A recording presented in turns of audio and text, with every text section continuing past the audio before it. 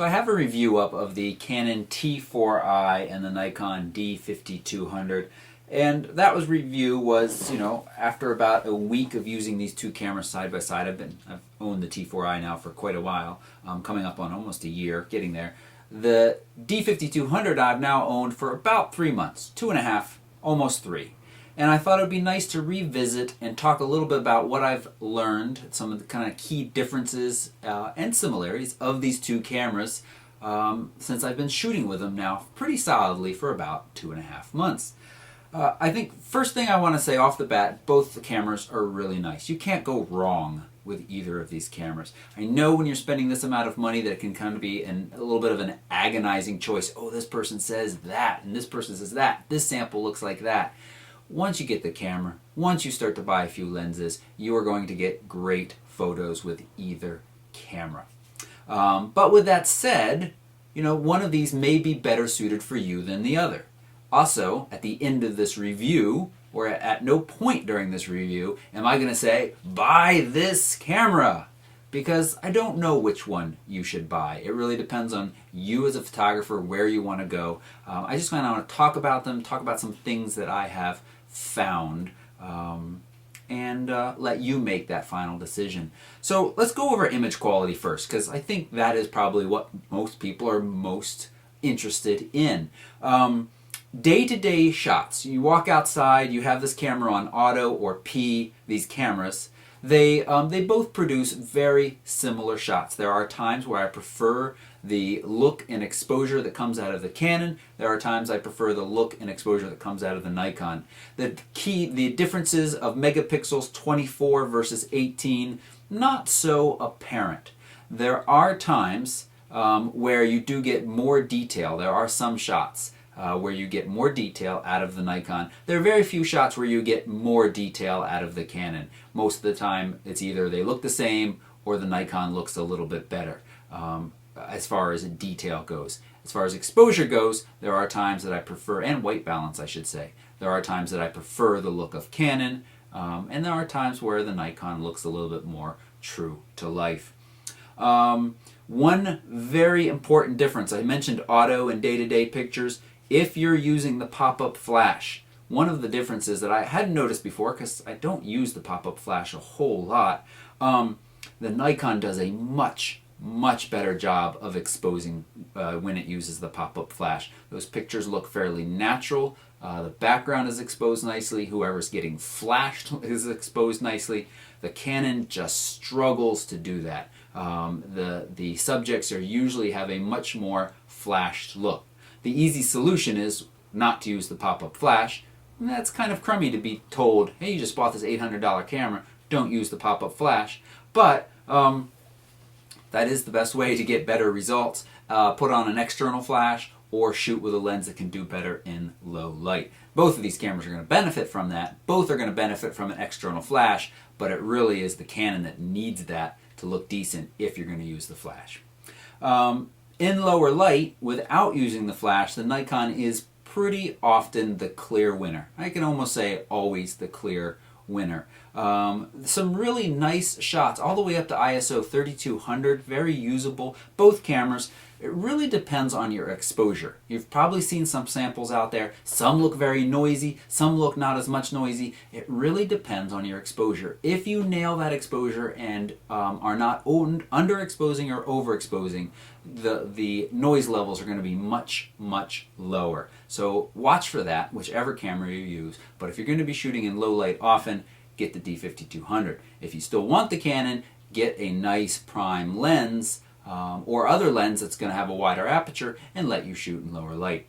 I was going to actually mention this at the end, but I'll mention it now because it's a little bit more appropriate. One thing that I noticed is bringing these files into Lightroom. Lightroom 4 can do an amazing job of getting rid of noise reduction, and can make ISO 3200 and even a little bit higher than that be completely usable for prints. So that's about $100 and a really nice way to take your images to the next level if you're going to be shooting frequently at higher ISOs. That's something to keep in mind. The other win here for the Nikon is the dynamic range in lower light. This is kind of the ability to show a great range of light from dark to bright. And in lower light, the Canon starts to kind of smear and compress. I got these two pictures of neon signs. You can really see the individual lights in this. Actually, I don't think it's neon. It's like a neon sign. The individual dots that are the light in there is very noticeable in the Nikon. The Canon has a more difficult time showing the differences between the dark in between the lights and the light itself, and it smears that together much more, so that's important. I think that's all I need to say about image quality. You know, if I had to pick a winner, the Nikon is the winner more of the time, especially in low light. But you know, the Canon is right there as well.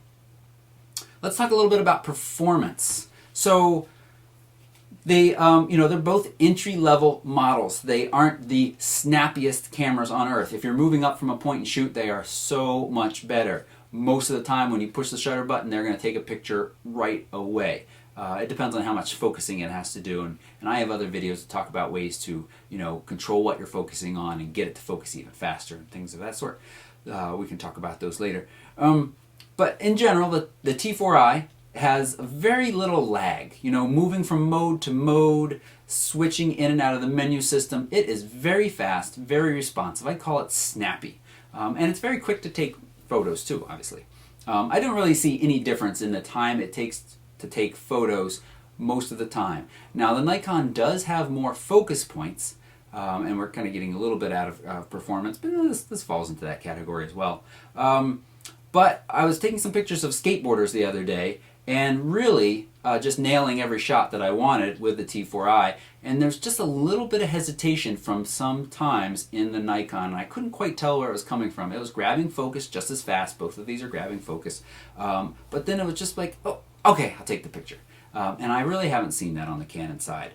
You know, you're working with larger files here, 24 megapixels files, and I think this processor is a newish processor for the Nikon, but just kind of struggles to process those larger files. I'm seeing that in the D5100 as well. It's not as a performance machine as the D7000. Still very nice, but that's another review.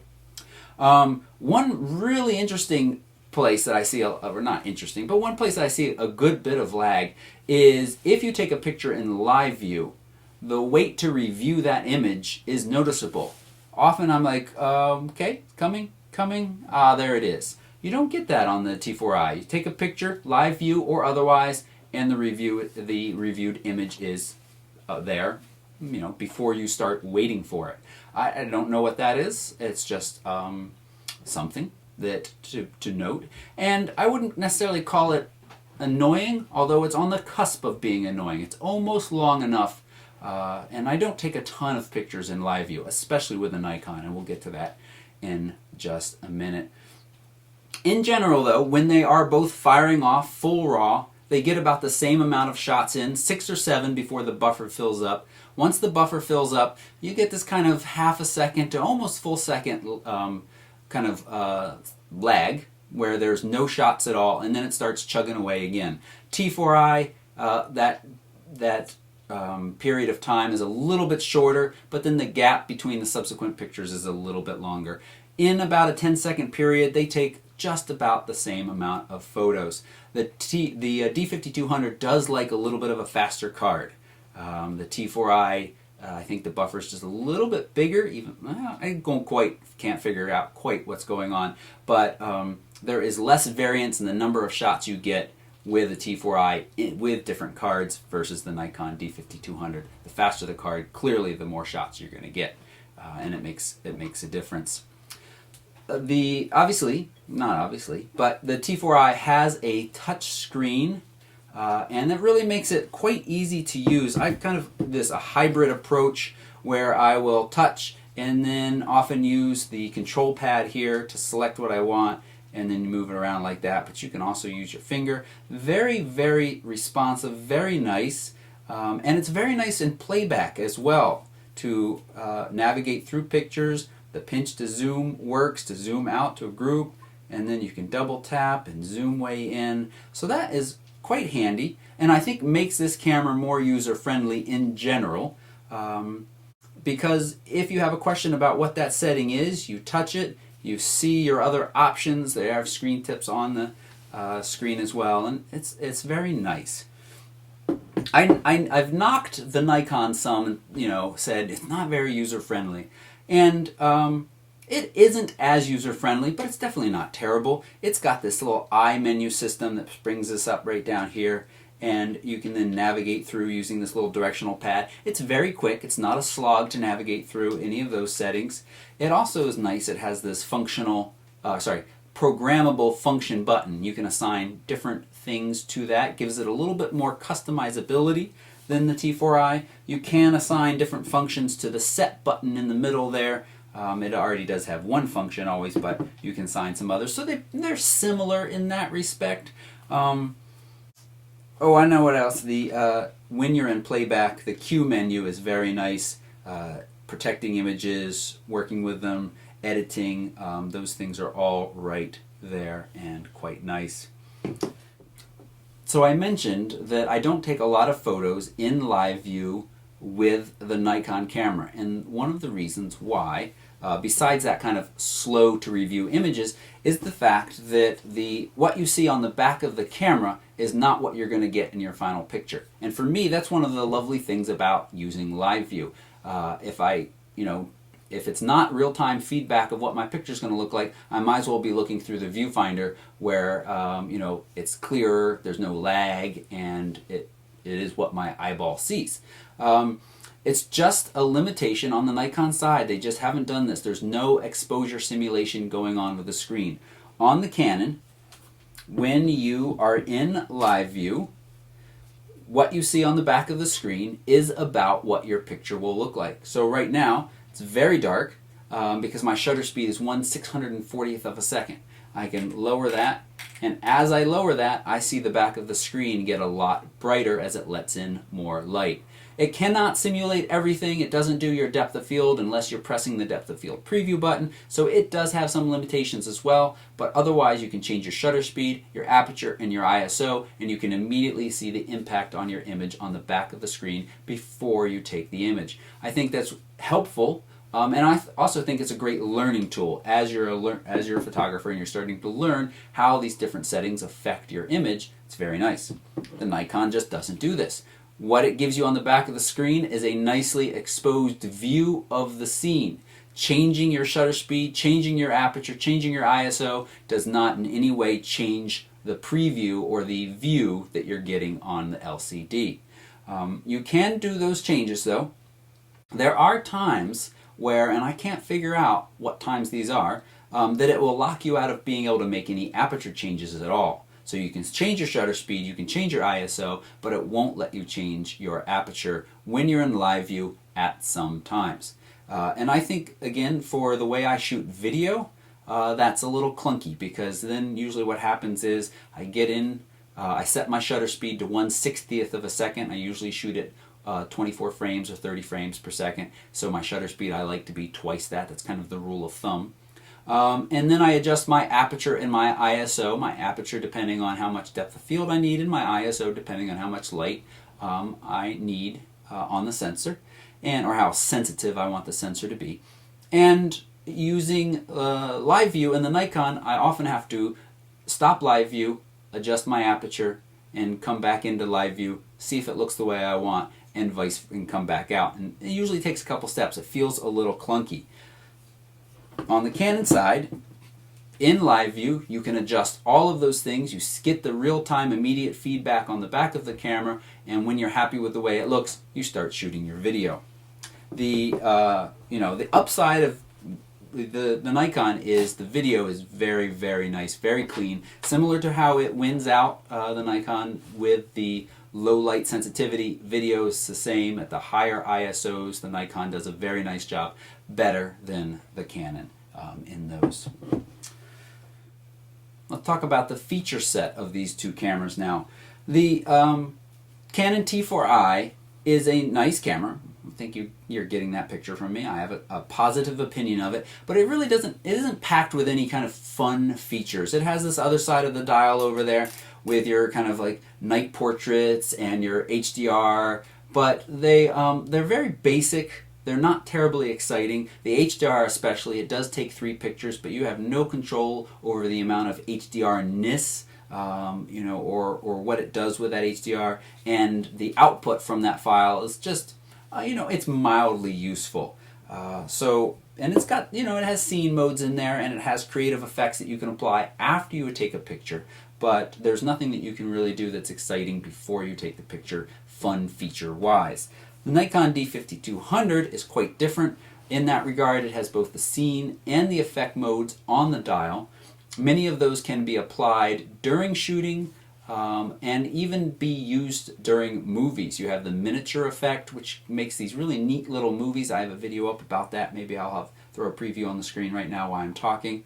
And there's also the selective color. You know, it's a little silly, a little cheesy, but they're there in this camera right there for you. The intervalometer is also, that's for shooting time lapses. It's very basic, and if you're going to be serious about time lapses, you're certainly going to need some other tool to plug into the camera to control that.